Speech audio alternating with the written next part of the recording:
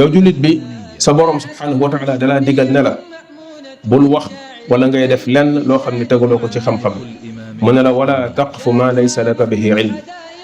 laa taqfu dina tekki bul wax comme dina tekki laa tattabi bu topp loo xam ne amaloo ko xam-xam.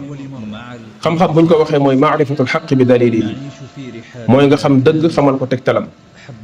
xam-xam du diw nee na wala gis naa nit ñi ñuy wax wala gis naa nit ñi ñuy def, loolu du xam-xam.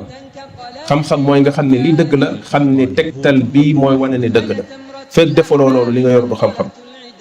kii toppandoo li mu yor kenn du ko tuddee xam-xam, ak toppandookat la rek. yàlla nag daf la wax bul topp loo xam ne yow amaloo ko xam-xam. kon lépp looy topp ci say mbir, sa mbiru diine, na nga ko gëstu lijjantil ko xam-xam. te nit ñi léeg-léeg exigence ak rigueur bi ñuy am ci seen wàllu àdduna sax duñ ko am ci seen wàllu diine.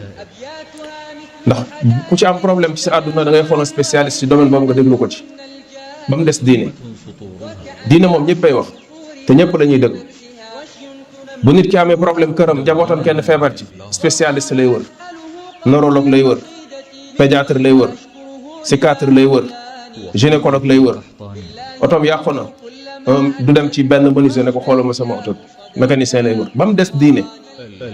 diine rek mooy am luñ ci war a wax ñëpp jug di wax, ñëpp ubbi seeni nopp di déglu. kan moo gën a neex làmmiñ, kan moo gën a bari wax, ba kan moo wax dëgg, parce que du ci noonu lañ mën a xamee dëgg.